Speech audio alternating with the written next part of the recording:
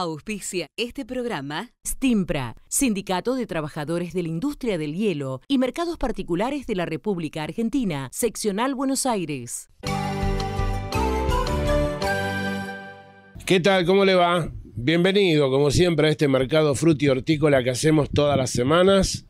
Hoy vamos a presentar un programa especial por todo lo que está aconteciendo y venimos trabajando hace más de un mes el tema de la bajante casi histórica del río Paraná y esto que ha ocurrido más que nada en la zona productora de Coronda con los productores y no tener agua de calidad para poder hacer los riegos. Hoy vamos a estar con dos profesionales. Vamos a estar con Carlos Paoli, Rosana Hammerley. Son dos profesionales muy categorizados, magíster en recursos hídricos, pertenecen a la Facultad de Ingeniería y Ciencias Hídricas de la UNL, de la Universidad Nacional del Litoral. Por eso, ante ya presentar la nota, un agradecimiento enorme, muy pero muy grande para estos profesionales, y vamos a intentar también poner un poco de claridad de lo que puede pasar tomando en cuenta hasta el primer semestre del 2022. Con esto que intentamos hacer es llevarle a los productores la información genuina de qué es lo que puede pasar con el tema lluvias y sobre todo con más caudal de agua dulce del río Paraná, lo que traería obviamente alivio a los productores. Así que vamos a comenzar ya el programa con estos dos profesionales, Carlos Paoli, Rosana Hammerley. Ellos van a hablar de cómo se comporta el río y también vamos a conocer todo el recorrido que tiene el río Paraná, teniendo muy en cuenta dónde está la cuenca. Miremos. Productos Nayara, de Claudio Dalmazo, puesto 48, Mercado de Productores, Santa Fe Capital. Quisiéramos que desarrollemos en principio esto de remarcar cuál fue la bajante histórica que tuvo el río Paraná, porque por ahí se confunden la fecha, los años, y además un poquito desarrollar el tema dónde nace, dónde conecta y cómo llega el río Paraná, uniendo casi, digamos, 5 países. Exactamente. El río Paraná es una de las subcuencas de la Cuenca del Plata, que está integrada por 5 países: Brasil, Paraguay, una parte de Bolivia, Argentina y Uruguay. Los caudales que se definen acá en el tramo medio, donde estamos situados nosotros, en la provincia de Santa Fe, o sea, el tramo medio inicia aproximadamente en la localidad de Corrientes, donde recibe los aportes de Paraná Superior, que está en el territorio brasilero, y los aportes ahí se juntan, en la sección de resistencia a Corrientes, se junta el Paraná Superior con los aportes del río Paraguay, que está situado en territorio paraguayo, digamos, de la margen derecha del río. Los caudales que llegan a esa sección son los que después van a transitar hacia aguas abajo hasta digamos, que se desembocan en el río de la Plata, junto también con los del río Uruguay. El área de aporte que nosotros tenemos a ese tramo medio es de aproximadamente 2 millones de kilómetros cuadrados, que se distribuye más o menos 1 millón por cada, digamos, por la cuenca del Paraná Superior y otro 1 millón aproximadamente la cuenca del río Paraguay.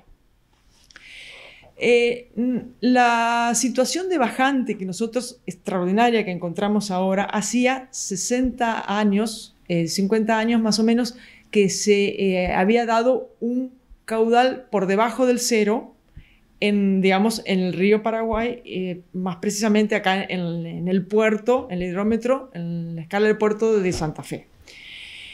La última escala negativa, como le decía, fue en el año 69, con una lectura de menos 14 centímetros en la escala del puerto, es decir, 14 centímetros por abajo del cero de la escala. Pero anteriormente habían ocurrido desde el año 1904, 1905 aproximadamente, hasta el año 69, se habían producido 11 valores por debajo del cero de la escala.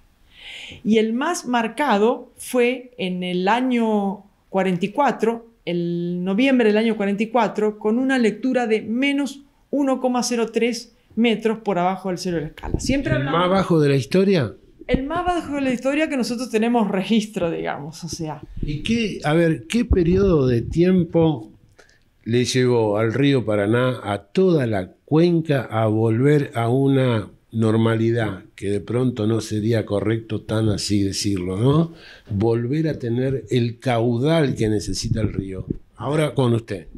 Sí, lo que sucede es lo siguiente. Cuando uno analiza la evolución de los caudales, como decía la doctora Hammerly, desde principio del siglo pasado, ¿no es cierto? Cuando uno analiza la evolución de los caudales, encuentra grandes periodos en los cuales se presentaron años de baja aporte de caudales y otros periodos con altos aportes de caudales. Entonces, ¿qué es lo que ha pasado? A principios del siglo pasado había una situación de años húmedos. Nosotros llamamos años húmedos aquellos años que son ricos en cuanto al caudal de agua. Luego de eso vino un periodo, a partir de los años 1915 aproximadamente, hasta los años 70, que fueron fundamentalmente de años secos, o sea, años con bajos caudales. Pero a partir de los años 70, viene un periodo en el cual los caudales aumentan sensiblemente, ¿no es cierto? Y se produce el periodo de las grandes crecidas, las crecidas del año 83, 92 y 98, que fueron las más grandes registradas de todo el siglo. Luego de eso, y a partir de los años 2000, los caudales empiezan a quedarse más cerca de los valores promedio y nuevamente aparece una situación de años más bien secos a partir de los años 18, 19 y en la situación actual. La cuestión que hay que tener en cuenta es que cuando uno analiza esos evolución de caudales históricos, encuentra que las situaciones más críticas nunca se dieron en un año individual separado. Siempre se han dado en una asociación de 2, 3 y hasta 4 años consecutivos, lo cual nos hace estar atentos y estar pensando en que la situación que tenemos en estos momentos puede mantenerse durante un tiempo. Sí, Carlos, pero puedo agregar, sí, digamos, sí. A lo que dice el ingeniero Paoli, que también a partir del 70, como decías vos, que ha habido un cambio en el régimen de los caudales, ¿Sí? también hubo un cambio en la cuenca en sí. Sí. Ya sea desde el aprovechamiento o desde las actividades que se empezaron a realizar, y también empezaron a construirse muchas, sobre todo en la parte de Brasil, muchas represas, digamos, con varios fines hidroeléctricos, y eso también ha modificado el curso que antes era un comportamiento completamente natural, ahora se denomina que es regulado. O sea, hay tramos que están regulados. Es un régimen intervenido. Exacto. Muy bien. Nos vamos en busca de nuestra primera pausa. Auspicio desde el llano, ya venimos. Desde el llano, producciones hidropónicas, asesoramiento especializado, venta y comercialización de insumos e implementos.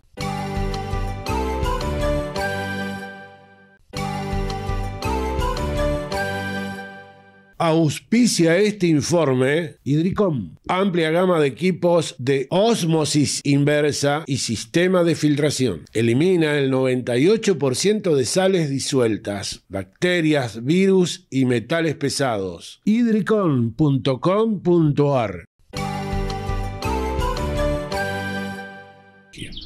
Vamos a seguir charlando, escuchando, aprendiendo del ingeniero Carlos Paoli y de la ingeniera Susana Hammerly con el tema hídrico que hoy preocupa a toda la región.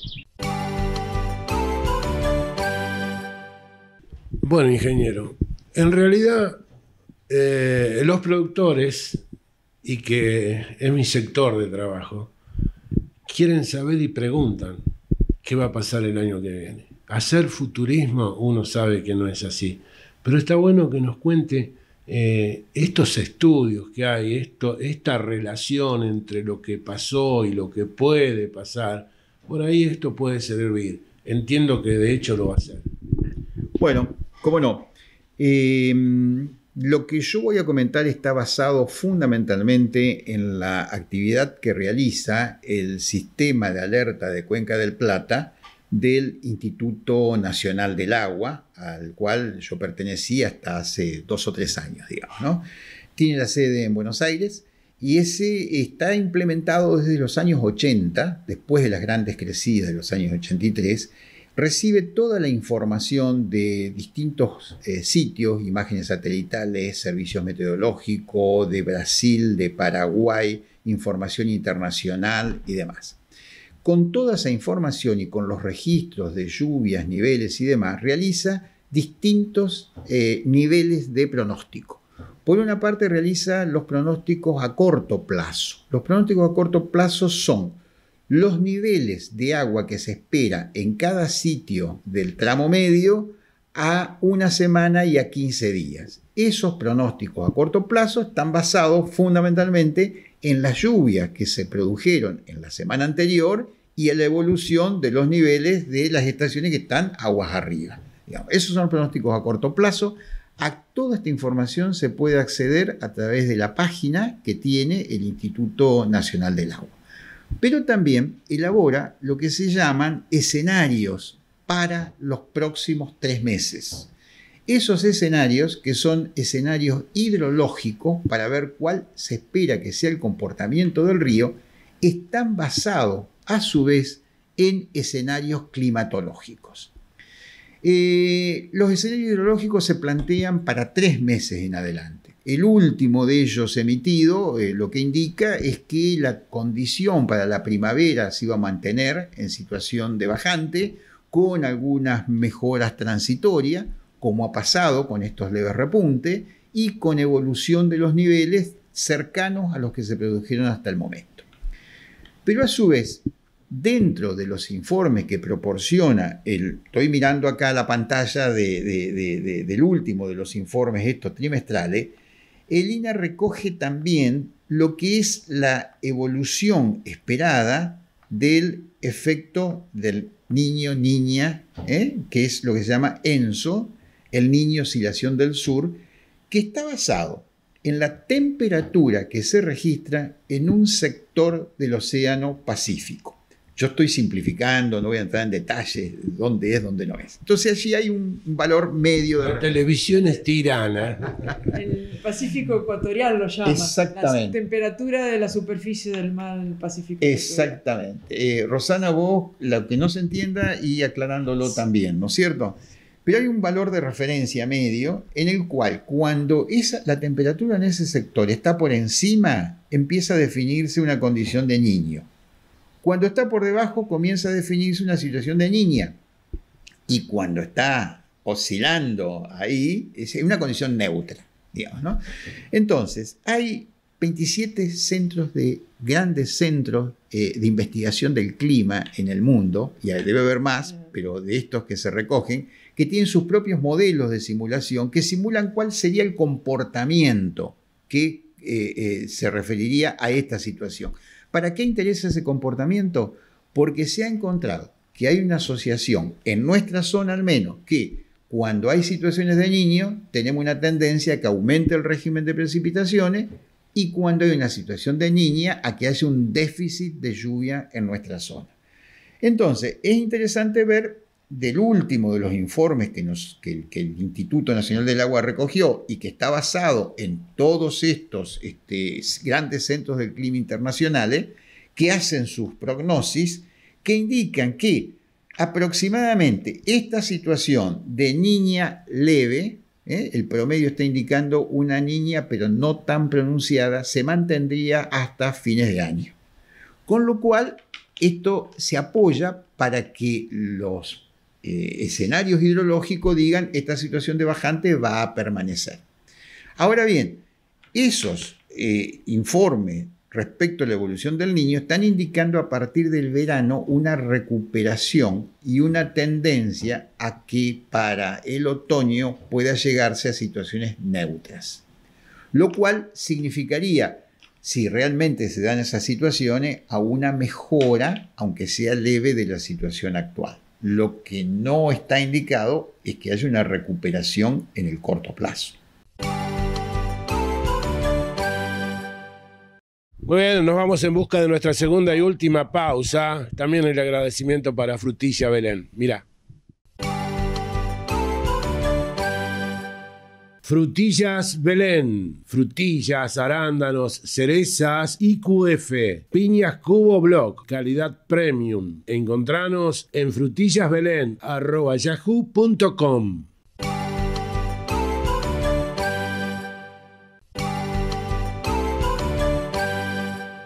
Frutillas El Bachi, todo el año. IQF, blog y comercialización en fresco. Encontralos en Instagram, Frutillas El Bachi. Coronda, Santa Fe.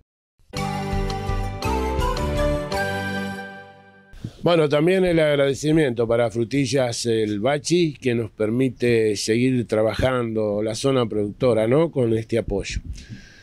Tercera y última parte de estos profesionales santafesinos. Obviamente dependen de la Universidad Nacional del Litoral. Magíster en recursos hídricos. Palabras muy autorizadas, mirá.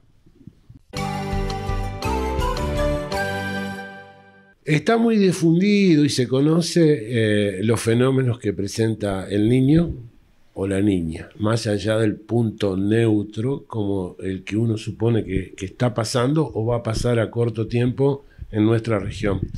¿Por qué esa diferencia prácticamente enfrentada con lo que pasa en Colombia? Bueno, como comentaba el ingeniero Paoli, el comportamiento en esta región de lo que se denomina el Niño, oscilación sur, de un incremento de las temperaturas, de las precipitaciones con respecto a lo que sería el comportamiento medio o normal de la región, es opuesto en otras regiones. Por ejemplo, como decía recién usted, Augusto, en Colombia, allí una situación niño representaría una disminución de las precipitaciones en relación a la condición media o promedio. Y una situación niña, la niña, representaría un incremento de las temperaturas, de las precipitaciones con respecto a lo que sería la condición media. Y eso es muy importante para esa región que tiene, digamos, ese país, por ejemplo, que tiene una matriz energética netamente dependiendo de la hidroelectricidad. Por lo tanto, están muy atentos ellos a cuando haya una situación de disminución de precipitaciones, porque eso les va a complicar la operación de los embalses y por lo tanto la generación hidroeléctrica. Si decimos que información hay para aquella persona interesada, cualquier persona del planeta puede entrar y va a tener información. Y después, incluso analizándolo de una manera mal o bien, lo puede hacer también en nombre propio. Pero ¿cómo consigue esta información? Bueno, la información hoy en día se consigue todo a través de las páginas, googleando. Fundamentalmente yo ya mencioné el caso del Instituto Nacional del Agua, la página del INA, el sistema de alerta, tiene todos estos pronósticos, estos escenarios hidrológicos y demás que hemos mencionado, se pueden consultar. Pero además no es la única fuente, también el Servicio Meteorológico Nacional tiene información al respecto.